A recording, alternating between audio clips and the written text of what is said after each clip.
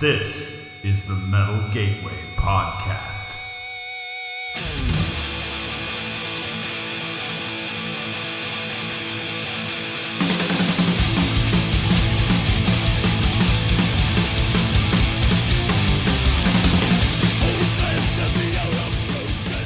Hey there, everyone. Good morning, good afternoon, good evening, wherever you are. My name is Brian Sibley, and I'll be your host for the Metal Gateway Podcast. As you probably know already, on this show I interview metalheads about their personal stories, starting from where they first found heavy metal and following along to where they are today. On today's episode, I recorded this episode actually back in May of 2023, and in this episode I am talking to my good friend Joe Giersch, who I've known since we were teenagers back in the late 1980s in Denver, Colorado, where we met. On the last episode, which the preview episode, which I called episode 0, I took an excerpt of our conversation because Joe was in many ways the inspiration for this podcast, so I thought it was fitting to start the show with his interview. If you have not yet listened to episode 0, I recommend that you take 15 minutes with it and listen to it, because Joe and I talked about how the idea for the show first germinated and why I'm doing this project. Anyway, Joe's not a musician. He's a scientist, an entomologist. He studies insects. He's an ordinary metalhead like you and me, and I hope you enjoy his story. So thanks, and enjoy the show.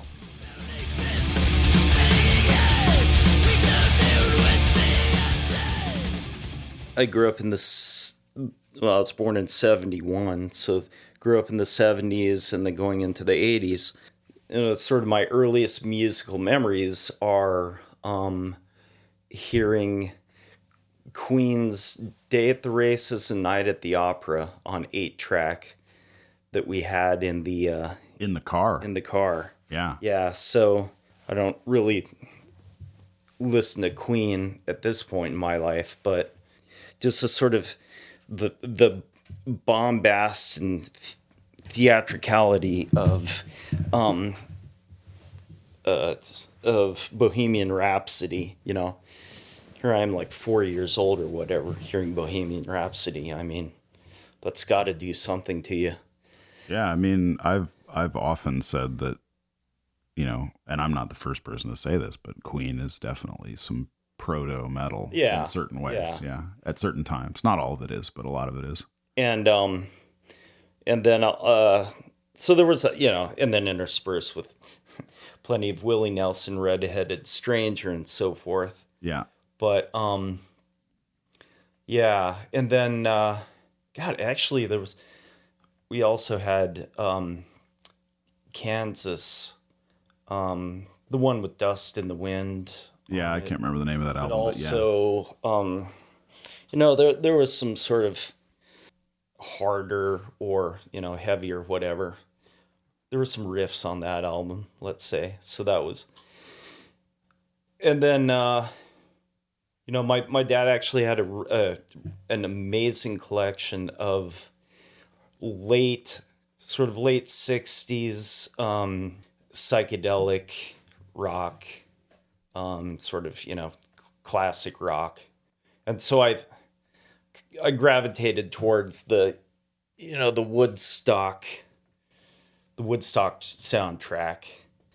So like Jimi Hendrix. Yeah, the Star Spangled Banner, you know, for sure. Which is playing the Star Spangled Banner with, distortion, making a lot of noise, and it sounds like bombs going off and stuff like that. But I think that really, for some reason, I really was moved by this sculpting of how he sculpted kind of the chaotic noise into something really amazing and beautiful and different and, sort of emotional. The emotional reaction to that chaos that's sculpted into something like that has really set the template for me, I guess. Mm-hmm. Listen to more Hendrix and Doors and a lot of the 60s, those 60s artists. And then at some point, maybe in going into 8th grade, 7th or 8th grade, started listening to Zeppelin. I kind of had old or ancient cultural memory or something in my head of hearing Stairway to Heaven. You know, so that was really a gateway to me, like this mystical, beautiful, sort of ethereal song. And that's, again, the sort of mysticism that Led Zeppelin, you know, made their career off of, really kind of was intriguing to me. And then, of course, then finishing with a really hard finish in that song, and Yep. wailing, you know, guitar solo, face melting guitar solo and stuff like that. Yeah, and it's funny too to talk about Stairway to Heaven like with this much space in between where we are today Right. and where it is now, because I think in a lot of ways that song has become kind of a meme, like Oh yeah, it's among it's a metalheads. total punchline. It's Yeah. it's a total punchline. You know, there was it was actually made a punchline, I think, finally by that one that one skit that was part of Wayne's World, right? Yep. It was like, hey, no, Stairway to Heaven. Yep, You know, yep. you can't play that song in this Yeah. guitar shop, because it became that thing. I mean, I think Dust in the Wind, you mentioned earlier, is probably Right. one of those other ones. Yeah, absolutely. I don't think I can name a metalhead guitar player for whom Dust in the Wind was not one of the first riffs they learned, Yeah. you know, on an acoustic guitar. Because it was like, you could play this chord progression on an acoustic guitar, and it was kind of a rock song, but you maybe couldn't afford an electric guitar yet or whatever, right? So you had right. some cheap ass fucking acoustic guitar, and you'd pick out that Yep. like finger picking that C chord, you know, Yeah. in Dust in the Wind. But anyway, the point I'm trying to make is it's easy to forget that, in spite of the fact that Stairway to Heaven is kind of a meme at this point, legitimately the song was super influential on a lot of people. Yeah. And it was, at the time that it came out, it was pretty amazing. Yeah. You know, it was a soaring, epic, passionate song Right. that really like set an incredible mood, and ended with an, you know, kind of a face melting guitar solo, and builds up to this great crescendo. And, you know, that's like, that can be heard in music going back, you know, forever. But yeah, the sort of the ability of music to manipulate someone's imagination and emotion and sort of evoke these feelings or whatever. And yeah, and then, I mean, it was a pretty natural progression then to Black Sabbath. Probably some classmate of my brother's turned him on to Black Sabbath, Master of Reality. And, you know, then he bought that on, I think, tape. There's often an older sibling that somehow factors Yeah, into these stories, exactly. I've found. Yeah. Yeah. And I made fun of him for buying it, you know, for buying a Black Sabbath tape. Why? Well, because Was it just because you were an annoying little brother? Or yeah, exactly. And, you know, metalheads were dirty, and, you know, I fell prey to the stigma of metalheads or whatever. I don't know. I was probably just being a dumb little brother. But at some point then we did these cross-country like ski trips out to these backcountry huts for school. because you grew up in the I grew up in Colorado. up in the mountains, not in Denver. Mountains, up by Aspen. Yeah. And I took along Master of Reality, you know, good wilderness experience. I'm wearing my Walkman Yeah. while out in nature at that age. And at what age is this So actually? so this would be 8th grade. So we're looking at probably 85, 86, roughly. Yep. And so Master of Reality is not a new album No, at this point right. by any stretch. I mean, Right. it's been out for over a decade. Right. At So this Master point. Master Reality was released, I think, in 1970 or 71. It was basically as old as I was. Yeah.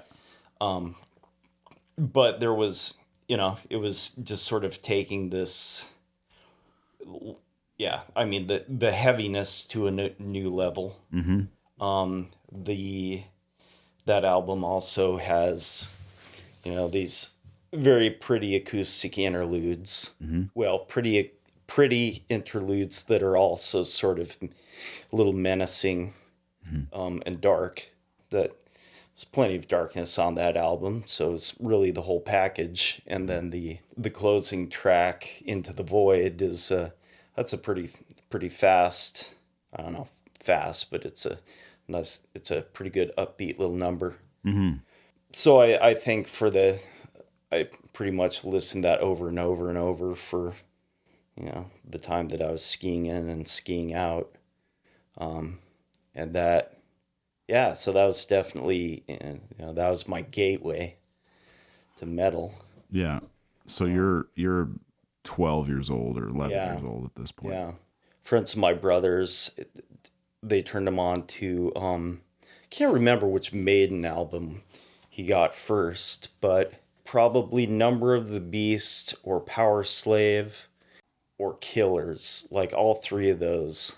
The twin guitar, melodic guitar solos, heavier than other stuff I'd listened to. These sort of epic tales of battles and, evil. And so they're, had the scary element or whatever, but also historical themes.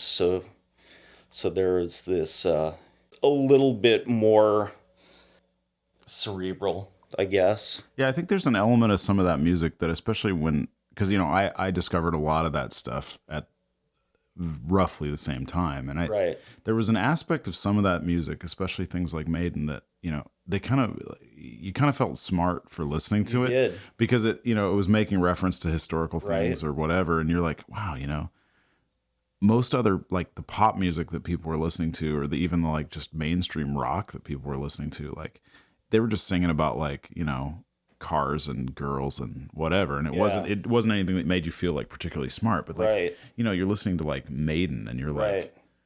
looking at the cover art, and you're like, they're singing about fucking ancient Egypt. Right. Like, you- Power Slave was a big one for me too. Yeah. Like, that album was huge for me. Right. And So everything you learned about ancient Egypt was you learned from it all began the really song Power Slave. right. It all began or was made real from that context for me. Right. Like, I may have learned about ancient Egypt in school, but it was an abstraction. Right. And Maiden made it real. Right. Right. You're like, who's Horus? Yeah. I want to find out. You get on Wikipedia and, oh wait, we didn't have that then. That's right. But We had to go to the actual school library and That's get the right. encyclopedia there. that's right. Yeah, it just and the galloping bass lines, Sure, maybe Maiden's not.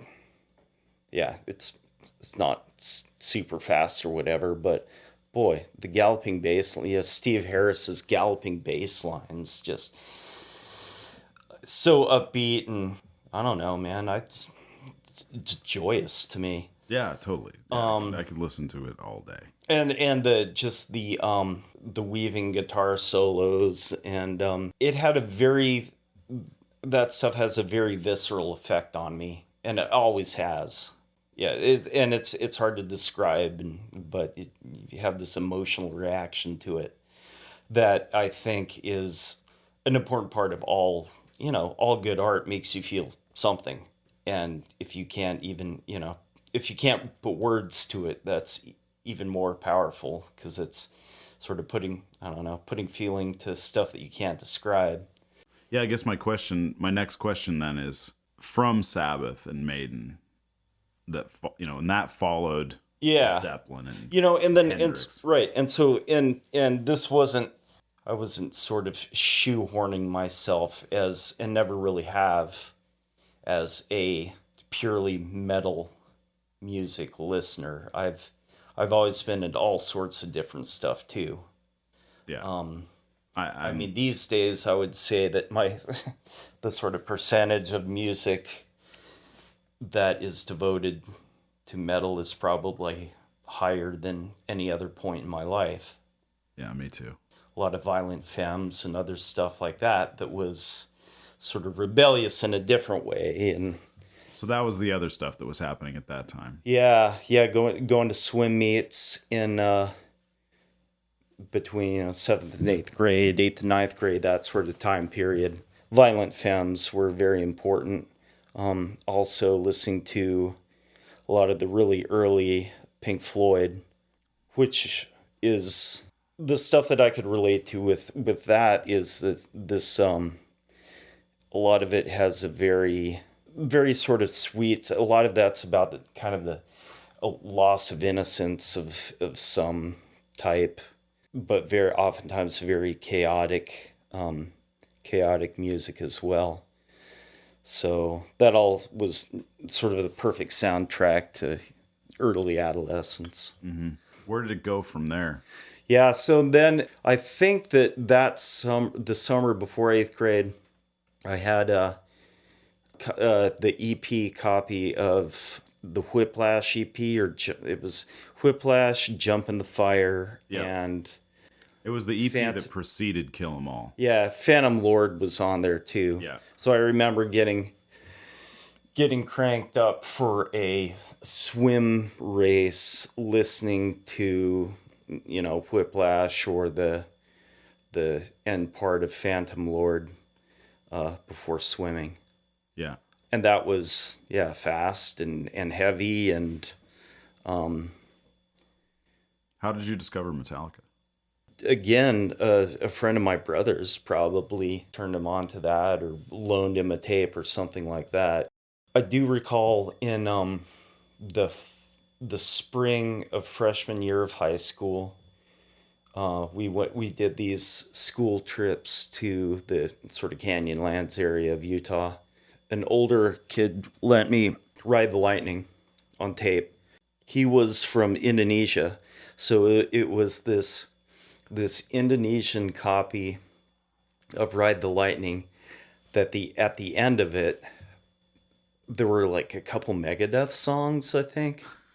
Yeah, it was really weird because whatever songs these were sounded quite different than the album itself, but Right.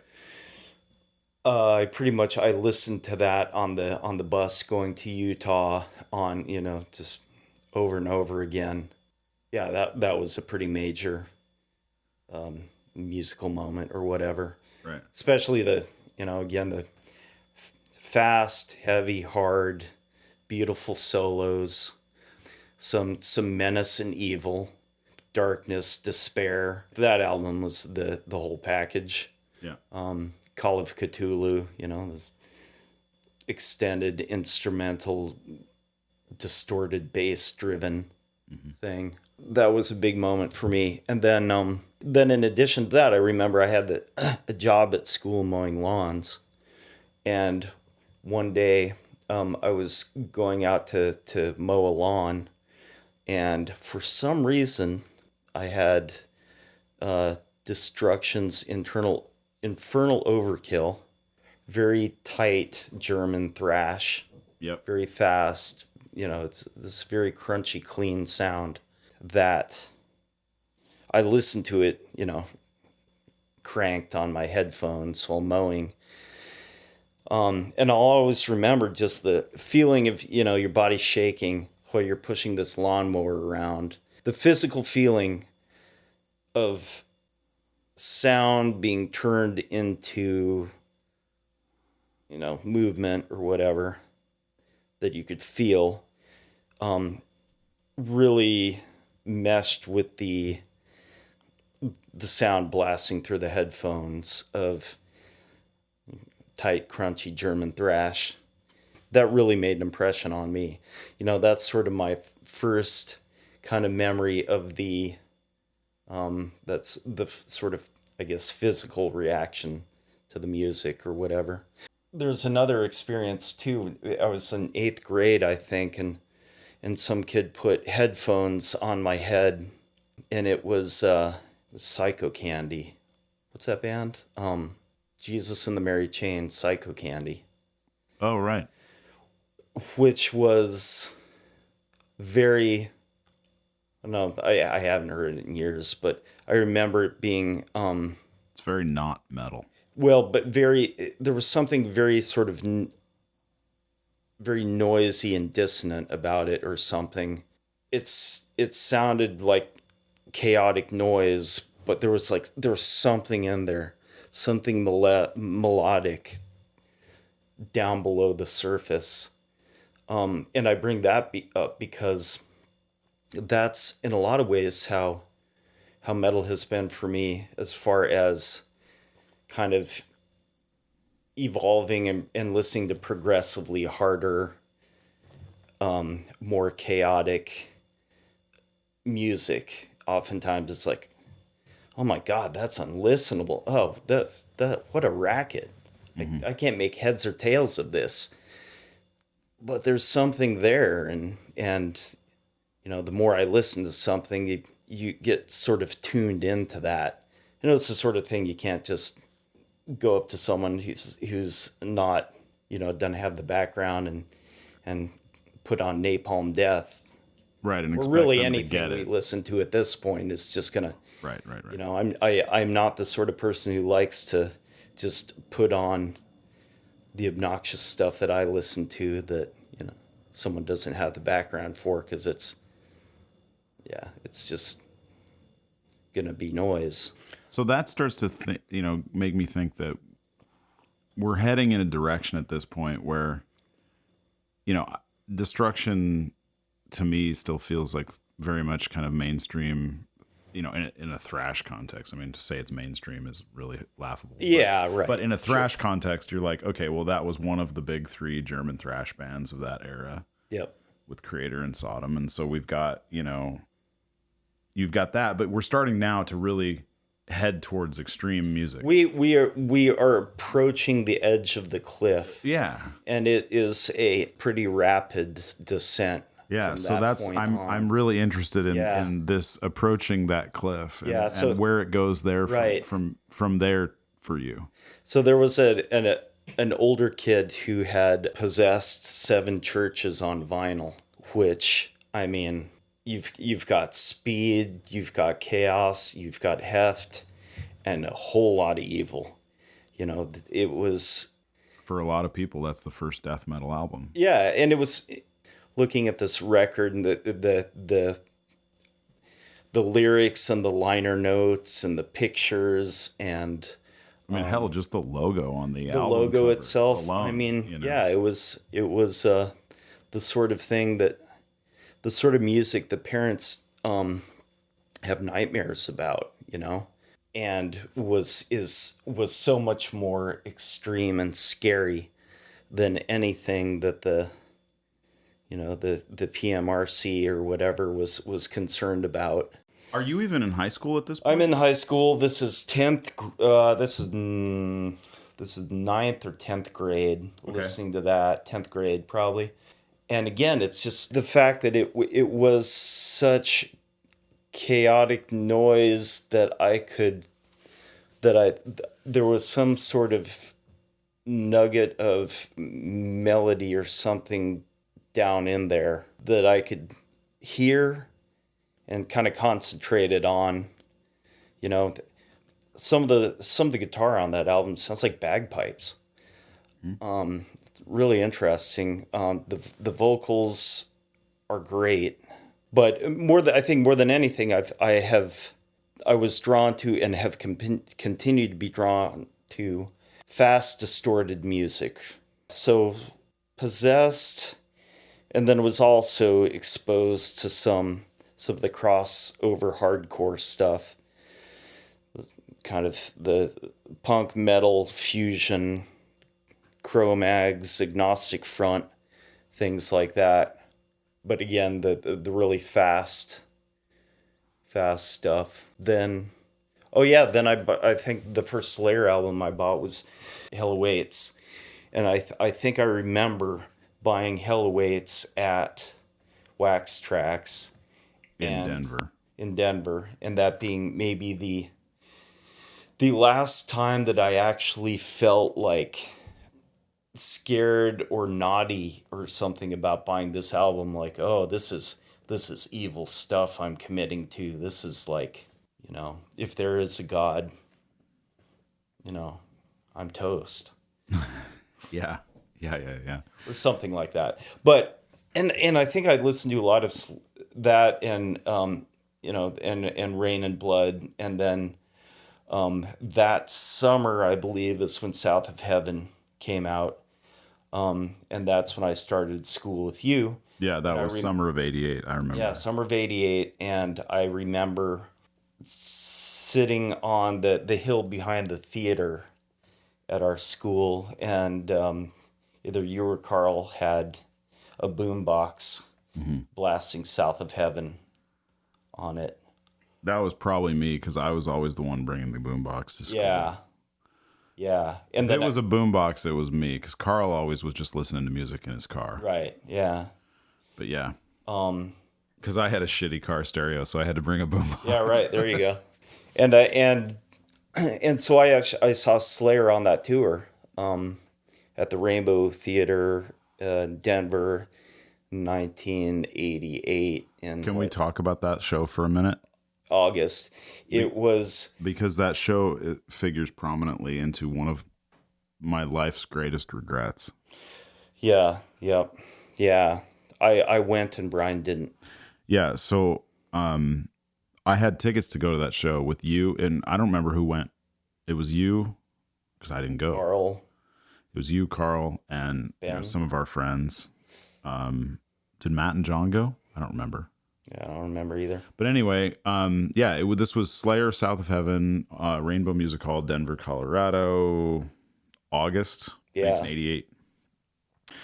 So I had tickets for that show, and I was 16 that year, and my very first job, I was working at this like seafood restaurant in downtown Denver, working for this horrible fucking guy who was like a cocaine addict, and he would stand in the back of the kitchen and just like yell at all the back of house staff, like, you gotta go faster, whatever. He was this horrible person. I hated this job, but it was my first job, and I thought I need to make a good impression or whatever. I somehow thought this was like an important thing. This was an important step in my life.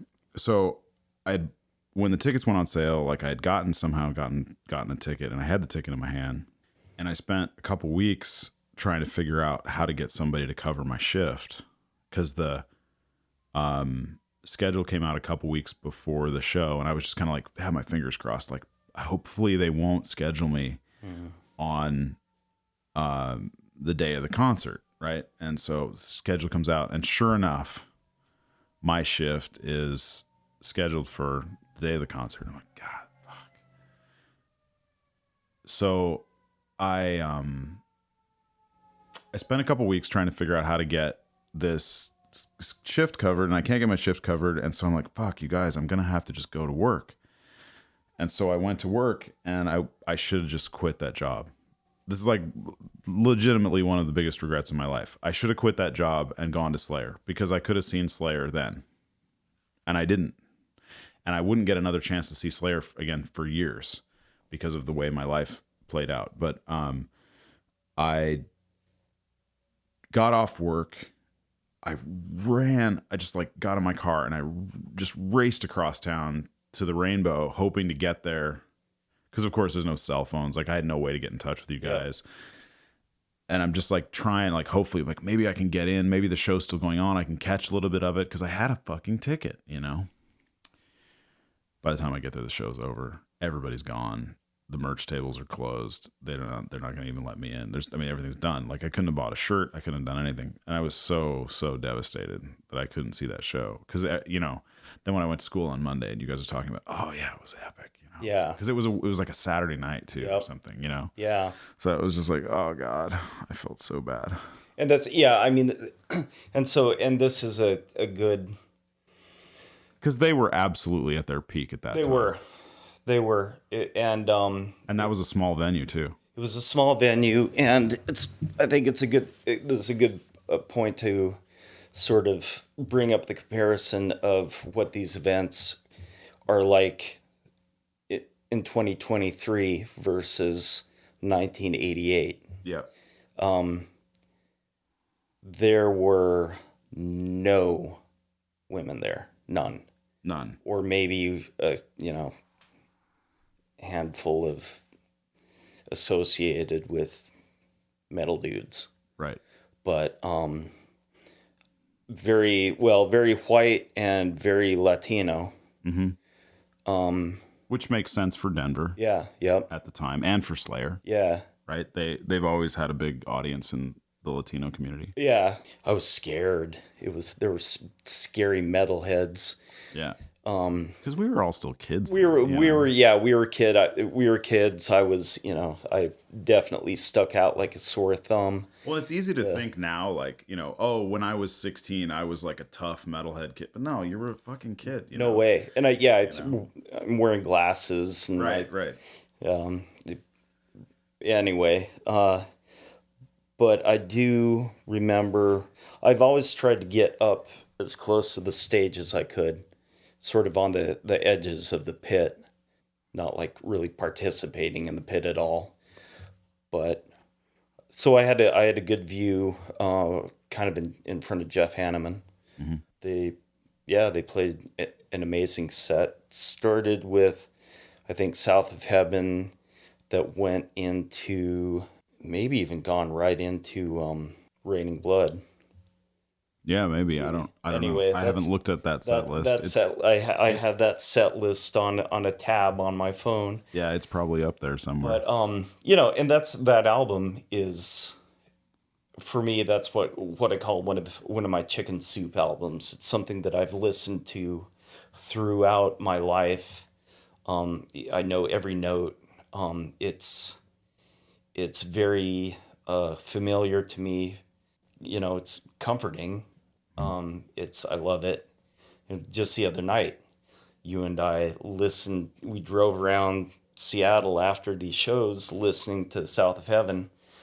Just start to in the finish. middle of the night, start to finish, with no one else on the road, driving around Seattle. It's like 2:00 in the morning. Yeah. There were a couple of middle-aged dudes driving around listening to music that we discovered when we were 16. Exactly. Yeah. And you're kind of transformed in a way to that 16-year-old kid. Yeah. And so my friends, Brian and Carl, mainly at that school, these guys were much more aware and plugged into the music coming out. Carl especially had a lot of exposure. And Carl and I were in a band together at that time. Yeah. Carl was the drummer in our band, and he was like, so committed to being in the know, right, about everything. Like he made it his job to find out like what we should be listening to, and I'd be totally lying if I didn't say that Carl was a huge part of how I discovered so many things. Yep. Just by virtue of being in a band with him, and he would have gone to the record store, and he'd show up at band practice. And one of the things we would do sometimes at band practice was, we'd play for a couple hours or whatever, and then we'd like just because of course at that time, like, Carl was the drummer, so we ended up practicing in his garage because his parents were cool with it, with us like making obnoxious death metal in the garage. And I guess they must have thought like, hey, they knew where we were, so that was probably good. Right. Like, as cacophonous as it was, they knew where we were, and they knew we weren't getting into trouble. We're not drag racing. Right. We were not drag racing. We were not, out doing drugs. We were not doing, whatever. We were just a bunch of nerdy metal kids making death metal in the garage. So, but after we get done practicing, whatever, we'd be tired, and the four of us would go up to like Carl's room, and he had a turntable in his room and a big record collection. And we just, we'd go sit in there, like, he'd be like, oh yeah, I found this new, like, I still remember like the first time I heard, he came to practice and he had bought In Battle with There Is No Law. Like, and it's like the first time I heard Bolt Thrower was in Carl's bedroom on his record player, and, that was early. I mean, that was like not that album was new. I mean, Grind Crusher wasn't even out yet. Yep. So I just feel so lucky that I got those experiences, And again, the world that we're living in at this point is a very, very white suburban Denver. I didn't look like a, dirty metalhead at all. Right. None of us did. But yeah, we were into it, and the cassette of Grind Crusher shows up. Yeah. We should talk about Grind Crusher. And that changes everything. So Grind Crusher is... I think not enough people really appreciate the impact Grind Crusher had on a particular cohort of us kids in that era, in that time and place. Maybe not the place so much, but in that time. Yeah. Because it was certainly a global release, and Earache was a British label, but that came out in early '89, I think. Yeah. And it exposed us to so much. It's just the world of heavy or extreme, the world of extreme music just exploded. Yeah, it was a massive expansion of our consciousness. Yeah, the phylogeny of my experience with extreme music starts right there. Yeah, because before that, it was honestly fairly, like, for me too, it was fairly limited. Like, I was exposed to things that I happened to catch from various people, but Grind Crusher blows it all open. Right, and so Grind Crusher was a compilation album from Earache of extreme music at that time, and so it's a lot of the grindcore and death metal, and even some really out there, crazy, some noisy weird stuff. Industrial noise, like Godflesh's Street Cleaner was on that. Yep. You know, Chapel of Ghouls. Right? Was that the opening track? Yeah, that was the first time I heard Morbid Angel. And Life changed. Yeah, life changed. Right? Totally. Like, where do you go from there, right? Yeah, and Bolt Thrower was on there. That was not the first time I heard Bolt Thrower, but yeah, Bolt Thrower was on there. Terrorizer. That was the first time I'd heard Terrorizer. And not the last. Definitely not the last. So much great stuff. Yeah, anyway. So the progression of this music, at least for me, is kind of increasingly faster, harder, more beats per second or minute, whatever. Mm-hmm. And then you get to this point where there's this concept in evolution called punctuated equilibrium. Okay. Punctuated equilibrium is the concept of sort of these spurts in evolution. Things go along for a while, and then oftentimes there is some adaptation that is that makes a certain lineage or that gives an advantage, right? And therefore to some given species. To some given species or someone with that adaptation, it makes them more successful, and therefore there's this explosion of diversity in the wake of that. Mm-hmm. So that's, I think that late 80s, early 90s, I like to think about how much and how quickly rock and roll as an art form has, in the broadest possible context, rock and roll, how it has mutated from, since post-war America, or since World War II. Right. It's a very short span of time from Glenn Miller to Napalm Death, really. Yeah. It really is. Just a few decades. And just how quickly that influence, or how quickly things change. But well, and right, and that that evolution. I mean, we could probably do a whole podcast series about the evolution of rock and roll. But if you think about, there are plenty of those. There's plenty of those, and we don't need to add to that. But yeah, I mean, you bring in like the big band swing thing on one end. Yeah. You bring in like Delta blues and the other, right? And you bring in R&B. And early, roots music, country and western, all that stuff ends up mixing together and creating what we now know as rock and roll. Right? Well, and then also, how we all experience that personally. Again, going back to, what did you hear as a child? What music was playing around your house? Yep. When you were the toddler, how does that inform what you progress to and even listen to today? It's endlessly fascinating to me. Yeah, I agree. Same with me. But that's why I'm doing the show. yeah, the Grind Crusher, yeah, there was an Entombed track. Oh, that's right. Yeah. Life Goes On, Carcass. right? Life Goes On was on that. Yeah. Off of Left Hand Path. And then, the Colostomy Grab Bag by the Old Lady Drivers, which is a Just a classic track. classic gag track that we, listen to every so often, even today. Mm-hmm. Started really getting into the hard stuff then. Again, speed, the fast music always really grabbed me. Then I go off to college in Olympia, Washington, right at it's ground zero of the grunge movement. Because you arrived in Olympia in the fall of 1990. In the fall of 1990, yeah. I think Nirvana had played in a dorm room.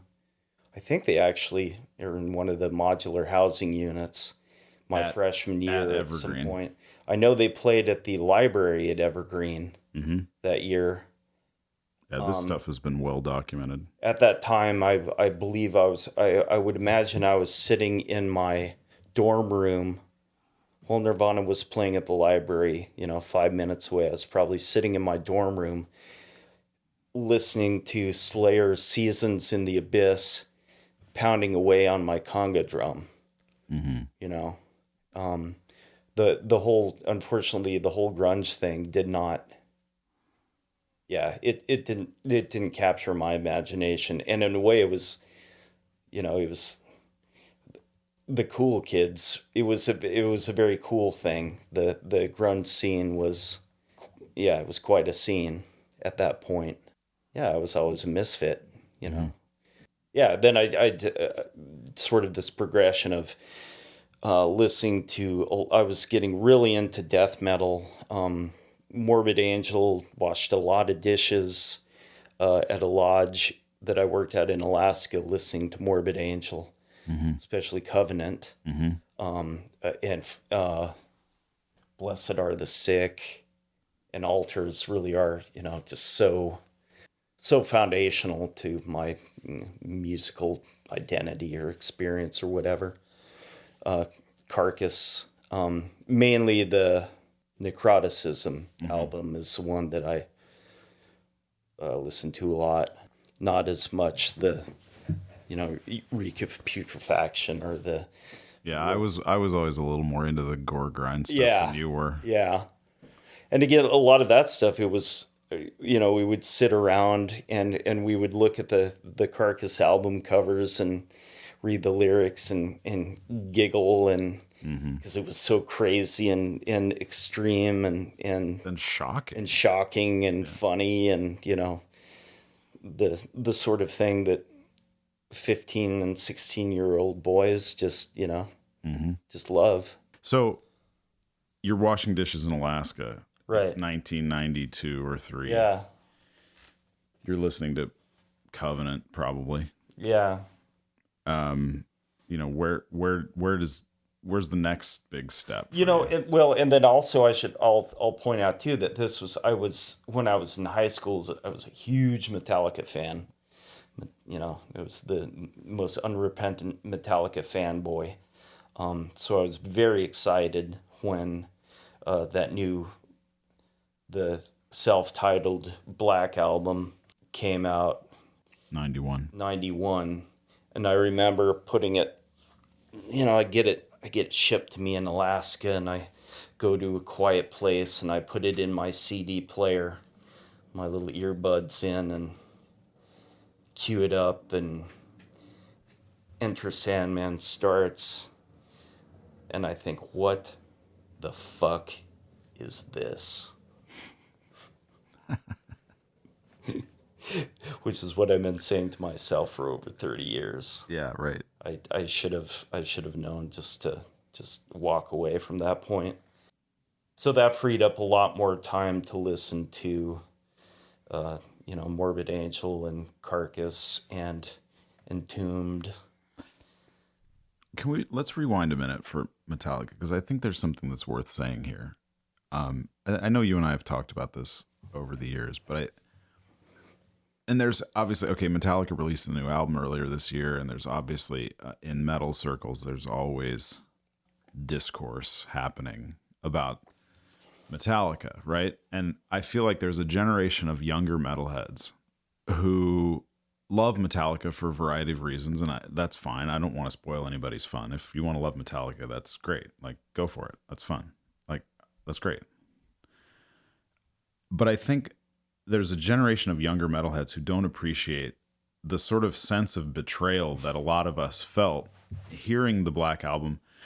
Those of us who discovered Metallica and came to love Metallica before even And Justice for All, before Master of Puppets. And for whom such matters were very important. Right. These things were, they felt very weighty. Because like when I think about it, okay, in 1991, I was 19 years old. Yeah. This was, and you turned 20 that year, right? Mm-hmm. So this felt massively like a betrayal. Like, so all I would say is to any of the like younger metalheads listening who think that I'm just an old fart for feeling like mad about the Black Album, I'm asking you to think back to what you were like and your mindset at age 19.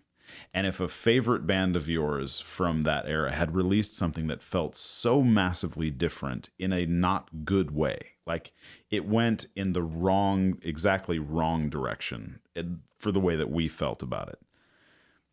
Because a lot of bands have taken big turns. I mean, you look at like Opeth, for example. We've talked about them.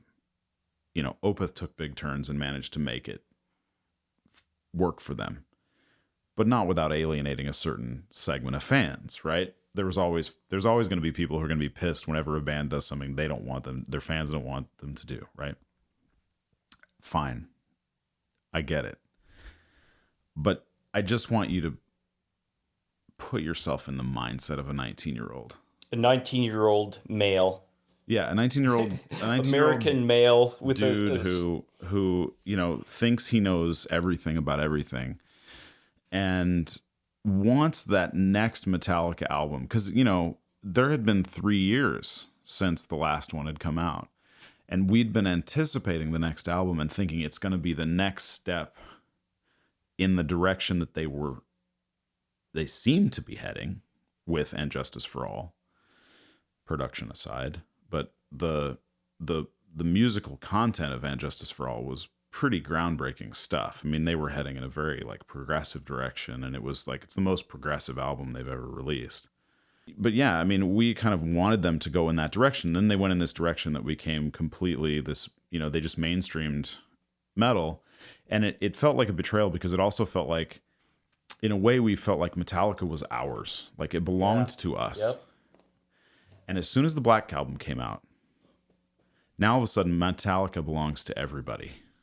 And that was sort of a bummer, because we felt like that was our thing. And now all of a sudden we had to share it with everybody. And I don't know, like, again, 19 years old. Well, I mean, yeah, it goes back to the being feeling like an outsider or whatever. And yeah, it wasn't an outsider. Then having that sort of that safe space or something like that. And actually one of the best quotes that I've ever seen on the subject is, I think it was like an Amazon review or something of the black metal, or the Black Album. Someone said something to the effect of, prior to that, if you were a metalhead, the jocks on the school bus would beat you up, and then Black Album comes along, and then it's those guys who are listening to, who were now Metallica fans. Right. No, and that's a really good point, is because all of a sudden, because for a lot of us, like, being a metalhead was sort of a thing that it was not socially acceptable. Like, we were, a lot of us were misfit kids, or kids that were bullied or whatever. And yeah, exactly that. Is that all of a sudden all these jock kids who used to beat us up when we were in middle school, they were now allowed to listen to our music. And that fucking pissed us off. And I get it. I totally get it. And I just want the people that are, you know, that are younger who don't understand why a lot of the Gen X Metallica fans, like, you know, whatever you want to call us, old school Metallica fans, Gen X Metallica fans get mad about the Black Album and everything that's come since. We have really good reasons for that are very valid, and I just want people to hear us And out. we're right. And we're right. So yeah, but it's one of those things like, you know, hear me out. There's a reason for this.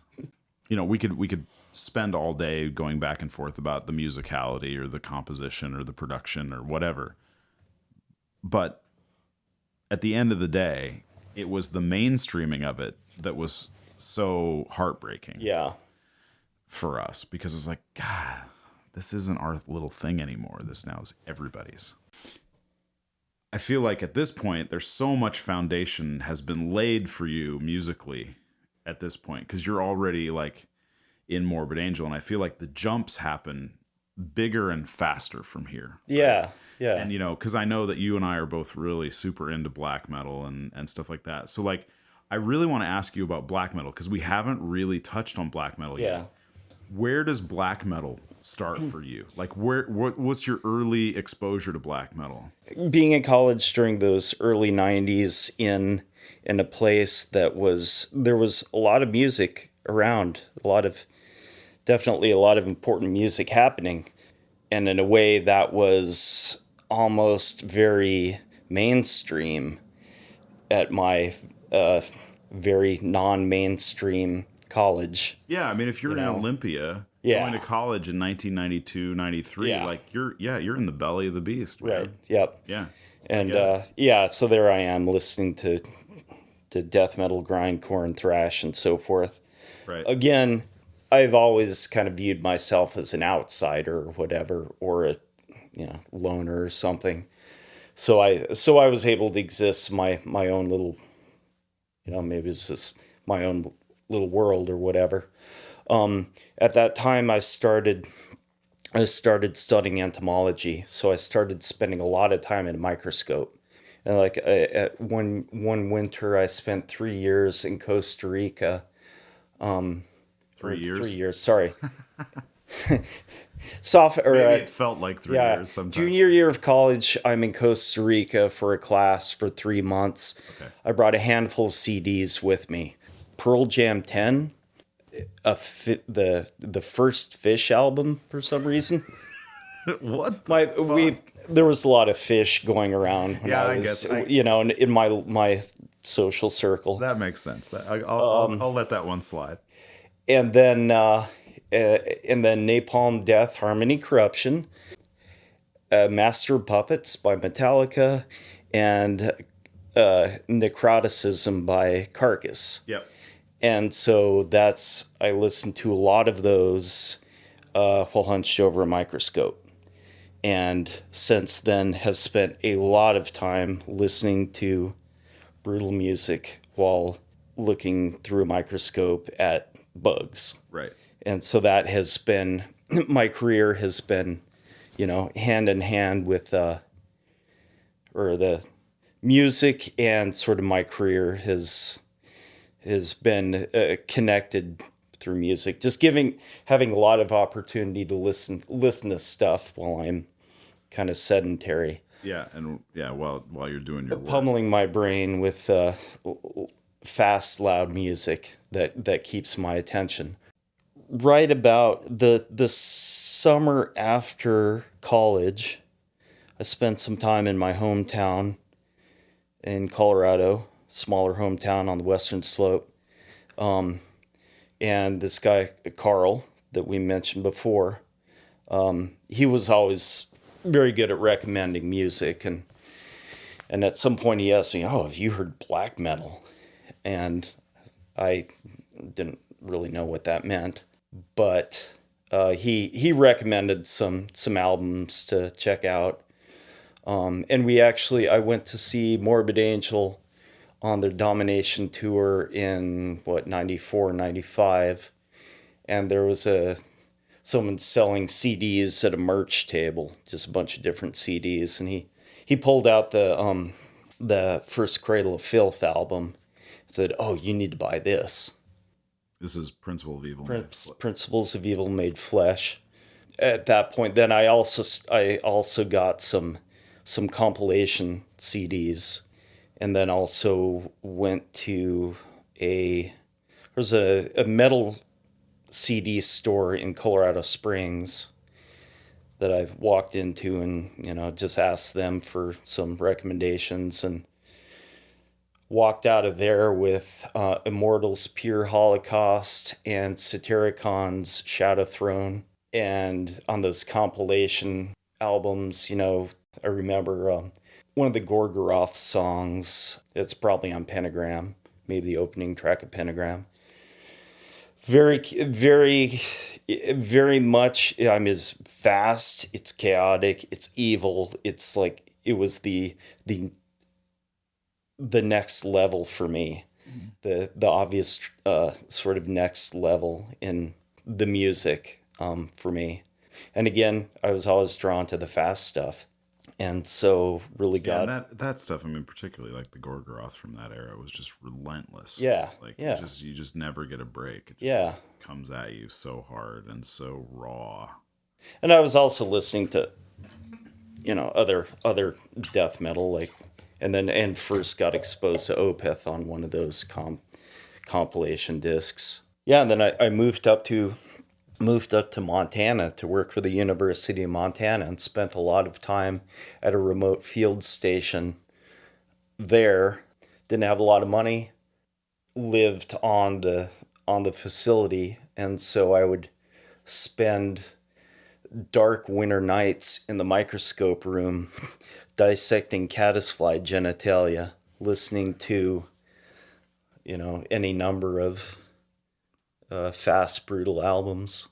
That's pretty metal. That's very metal. It's so metal. Yeah. Like literally, you could do a whole like grindcore series about dissecting. Yeah, exactly. Caddisfly genitalia. Yeah.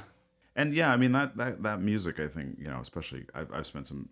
I lived in Montana for 7 years as well, and I was like, there's something about the winters in the Northwest, and I think it's probably worth mentioning that. Obviously, there's people are drawn to extreme music from a variety of places in the world. But I feel like there's something natural about the sort of, the latitude and the climate and whatnot of, the Pacific Northwest, and to a lesser extent, maybe the inland Northwest, Montana and Eastern Washington too. There's some real strong comparisons with like Northern Europe and Scandinavia, which is like a lot of this dark, heavy music has come from these places where we have these really long, dark winters where we have lots of time to spend indoors being, whatever, at a microscope, or in my case, at a keyboard writing, or, dissecting caddisfly genitalia. Like we have these times, whereas in places where they get, frankly, more sunshine, the temptations might be different, or the, whatnot. I don't know. That's just sort of a pet theory of mine. If I had stayed in a happy sunny climate, I may have spent my career listening to Jimmy Buffett, right, or Fish dissecting caddisfly, and it's. There's nothing wrong with that, but yeah, it just makes sense that some of the stuff would happen as a function of the place and time where we're talking about. Yeah, because I mean I know that for sure. For me, I mean I live in the Pacific Northwest, and I get a lot of work done, a lot of writing work done in the winter with a black metal soundtrack playing in the background, because the sun doesn't come up until 9:30 in the morning in December. The sun goes down at 3:30 or 4. We're only getting 7 or so hours of daylight. It's dark all the time. It's dark when I wake up in the morning. It's dark when I go to bed at night. And, it was like black metal gets me through, Perfect for grim necro, Yeah. Dark Throne or something. Yeah, for sure. So I've continued to listen to metal as well as other stuff too, but in the past, 10 years or so, I have made more of an effort to see live music.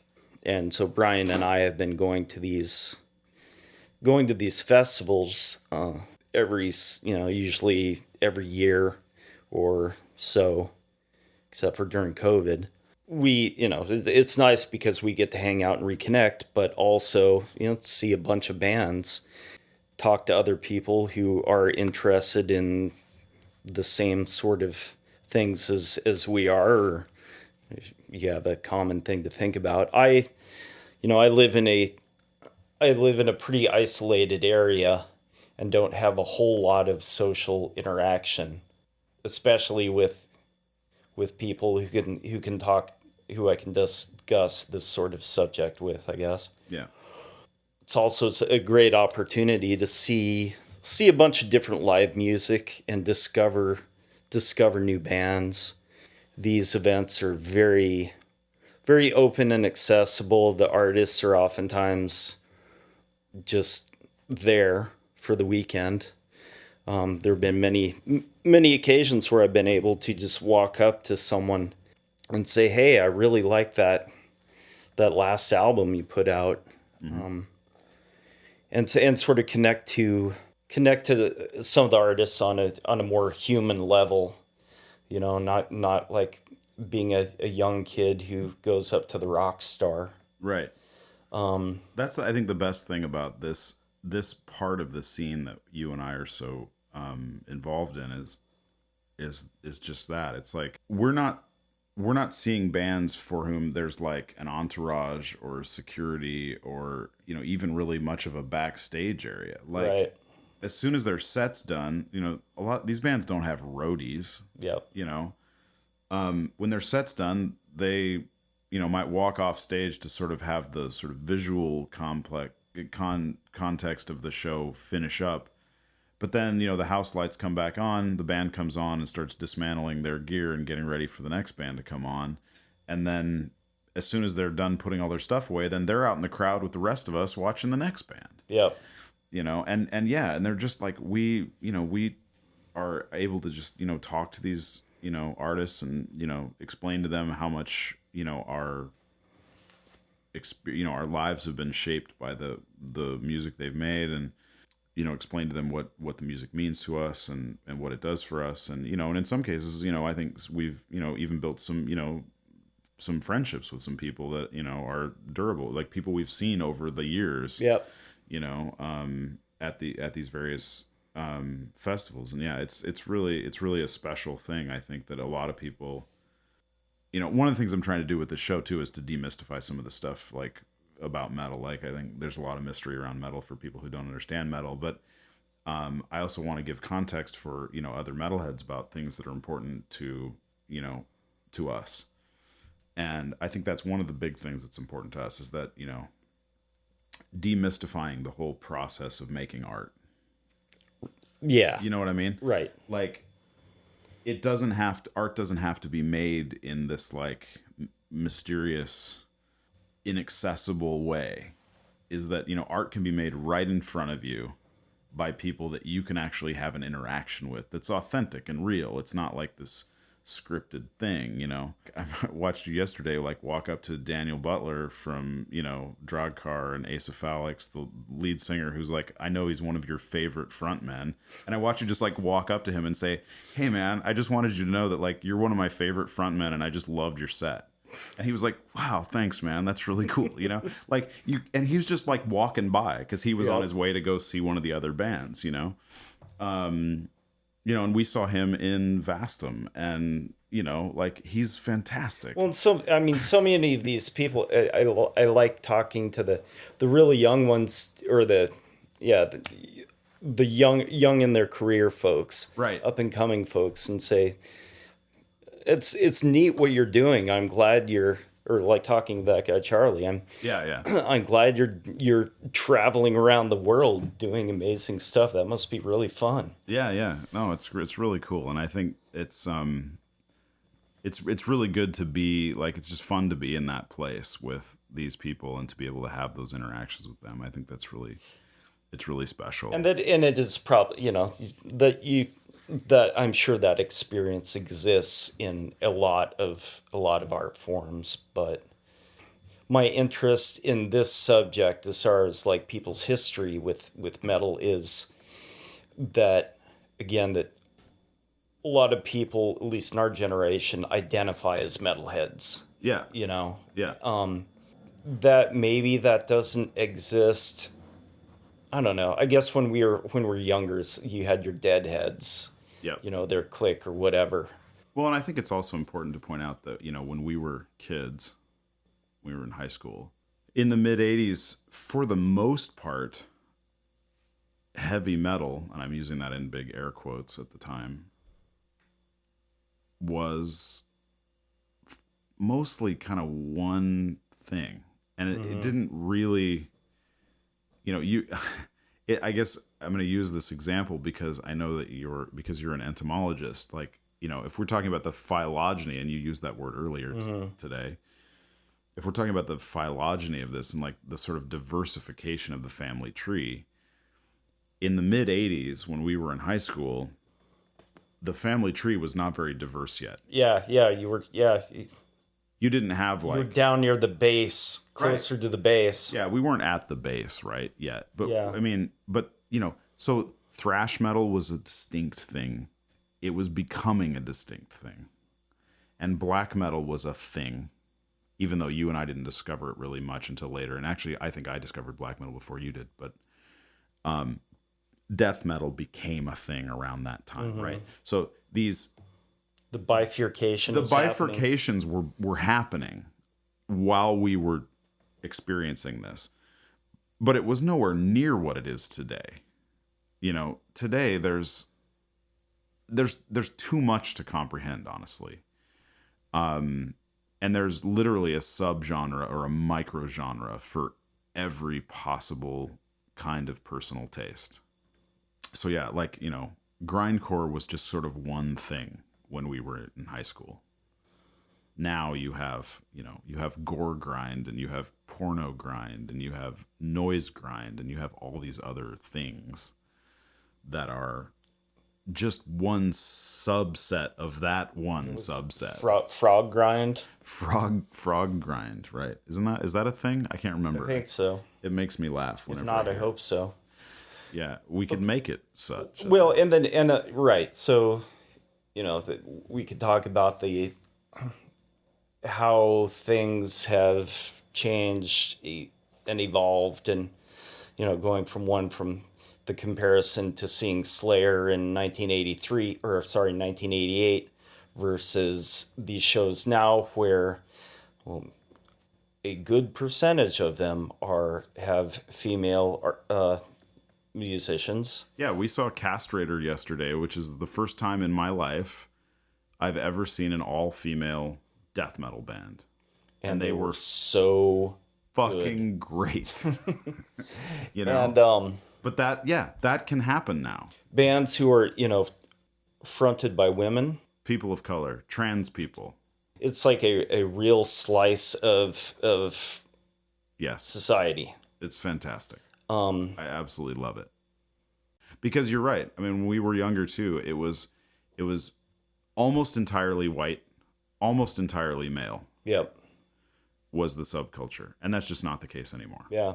And there were definitely some, plenty of trailblazers in the scene. I mean, we spent a big portion of the last 24 hours listening to Bolt Thrower, talking about Joe Giersch, really as a trailblazer for women in extreme metal. Terrence Hobbs was one of the first black men in extreme metal, in Suffocation. He's still doing it, like, it's amazing, right? I love that guy. And also the cross-pollination of different sources, genres, and also just the accessibility of good recording equipment and distribution options. Totally. Bandcamp or whatever, and streaming services. It's like the term you use, there's a fire hose.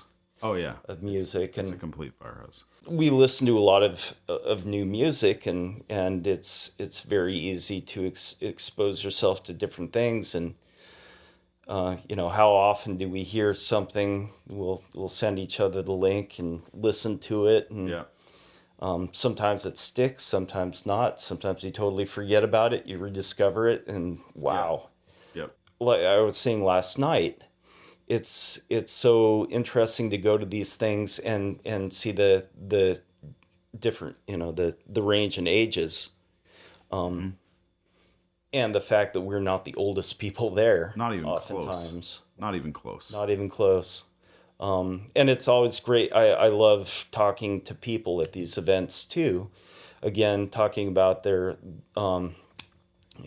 their metal journey or whatever. Yeah. I found early on it's interesting for me to ask people from different generations. I usually ask people like, "Well, how old are you then?" Because folks from our generation oftentimes there are a lot of the similar touchstones, right? Metallica, Maiden, Sabbath, Priest. Yeah. Yeah. a lot of people had Kiss in their background. Yep. And then, Def then Leppard. there's this other generation a bit older than us who, kind of came to it with the Metallica's Black Album or Pantera or whatever, or They were younger than us. much younger. Yeah. It definitely makes me reflect a lot on what is my relationship with music and art in general, And people, oftentimes people are surprised to learn that, oh yeah, I'm a metalhead. I'm not all tatted up. I don't, well, even if I guess if I had long hair, it'd look pretty silly because I don't have a whole lot on top at this point. But I don't necessarily fit the sort of ideal of your metal dude. Yeah, you don't look like a metal dude when you're just walking down the street. Yeah. Right. And it's not like I'm not like a closeted metalhead. I just, But yeah, again, like what and what has it? Why do I listen to this stuff? Why have I always listened? I like the fast stuff, fast and heavy, but really speed has always been my fast metal has always been kind of my thing. I really don't have much interest or use for doom or funeral doom or a lot of that stuff. Sludge and drone stuff. It's amazing. It's great and diverse and wonderful, and it doesn't light the same fire under me as it doesn't scratch the itch that I'm looking for. And I think that a lot of that has to do with the fact that I have always struggled with having a short attention span. This difficulty with focus. And I've decided in the last few years that I think a lot of the music that I listen to is, I kind of compare it to the concept of the thunder jacket for an anxious dog. Yeah, for an anxious dog, or like the weighted blanket or something like that for people with anxiety or other issues. And it's, in a way, it's almost like constraining yet focusing for me. I haven't really figured out the right way or the best way to explain this, but it sort of channels and focuses my sort of scattered thoughts or energy or brain or something like that. One of the things I do is I can be very hyper focused on something. That sort of music is perfect for that, especially if it is either instrumental or the singer is screaming in some, other language that I don't understand. Or, I haven't really ever focused on lyrics or the actual words themselves, which in a lot of cases is probably a good thing. But it's Yeah, it's more about the sort of sculpted sound to me, and the visceral reaction I get to that, and the emotion, and the sort of maybe the focus that gives me. Yeah, and I think the thing that is interesting about that topic you're talking about with like the lyrics and whatnot is, for a lot of this music, I think for me, one of the things I think about is the music is not separate from the vocals. Right. The vocals in most of this music for me, as I think it is for you, it's another instrument, it's another element of the atmosphere. Yeah. In that context, lyrics become less relevant because, well, let me frame this in a slightly different way. Some of the ways that people have objected to extreme metal music is by saying things like, well, it all sounds the same. How can you understand what they're saying? And my answer to that is, I don't care what they're saying. It's not what they're saying. It's not what the lyrics are. It's not what the words even mean. It's the sound of the voice is a vital component of that atmosphere that band is creating. And so it's the aggression, it's the whatever, it's the particular type of scream or the particular type of Cookie Monster growl just fits in the right way. And in that case, it doesn't matter. They could be like literally reading the ingredients on the back of a cereal box as their lyrics. It wouldn't matter. I don't care. Because all that matters is that the voice is an instrument. And I think it's hard for people sometimes to remember that the human voice is an instrument. You could also, one must also put the disclaimer that does not give or as far as you're concerned, that does not give an artist free rein to spew hate or. Yeah, I mean, obviously, like, I don't want to listen to like Nazi bands, right? Yeah, and that's I didn't so I in a way that correctly, but I guess what I'm trying to say is, in some ways, I feel like in the context of this conversation, that sort of goes without saying. Like, yes, like obviously, certain types of lyrical content do matter, and I want to make sure that I'm not supporting certain types of lyrical content. But the fact that one band is singing about Satan, another band is singing about war, another band is singing about depression, whatever. Those things are less important to me than the like character of the voice, like, and how it fits into the music. Yep. Because a good vocalist in extreme metal, even though they're not quote unquote singing in the same way, like in the classical music sense, they're growling or screaming or whatever, the vocalizations are critical. Yeah, right. The music wouldn't be the same without them. So even though you can't understand what they're saying, it doesn't matter. Yeah, and I mean, if I'm listening to Cradle of Filth, I don't want to hear clean vocals throughout. I want to hear Danny Filth, screaming like Donald Duck, like on speed. Yeah. I totally agree about Danny Filth. I think that's a great place to like put a period in that conversation. What I really enjoy about these events, seeing the live music, especially in a small venue like this, is I love being up close to the band.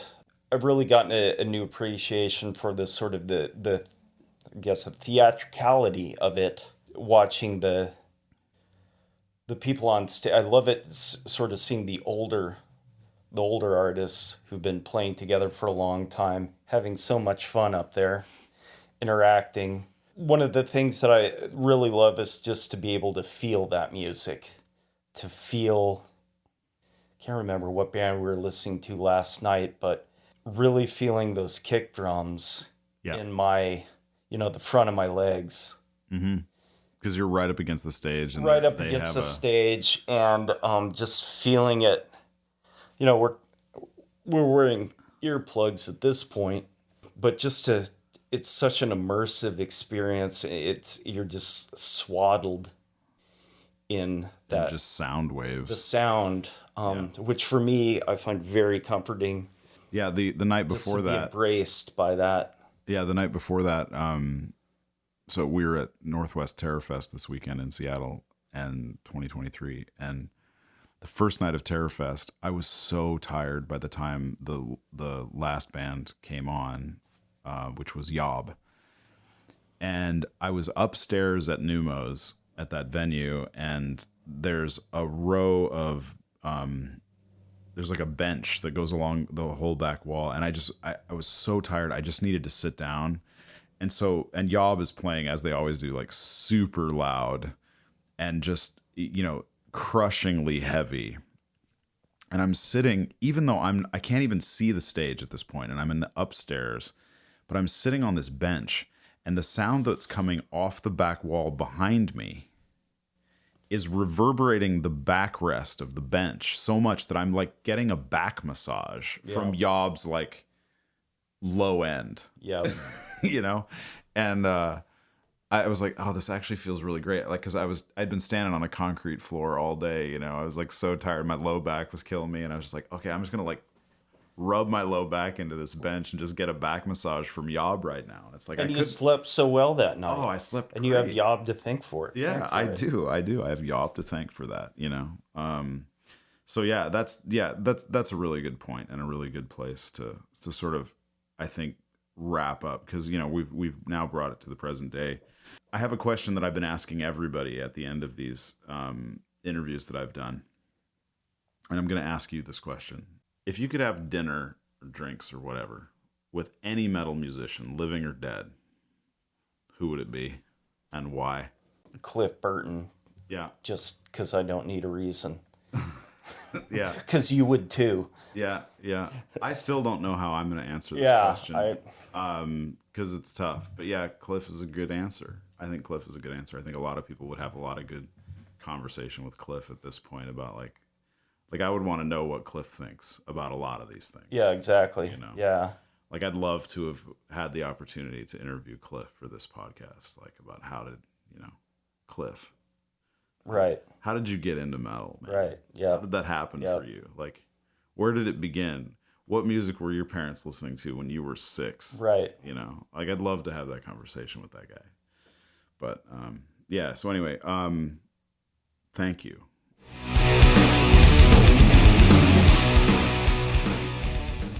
And that's our show for today. This has been Season 1, Episode 1 of the Metal Gateway Podcast. I'm your host, Brian Sibley. If you have questions or comments, please email them to me at metalgatewaypodcast@gmail.com or follow us on Instagram at metalgateway. This podcast is a production of Studio Portcullis, and the theme music for the show was provided by Tauntaun. You can find them at tauntaun.bandcamp.com. Please go to that link, buy their music. They'd appreciate it, and so would I. Thank you for listening. See you next week.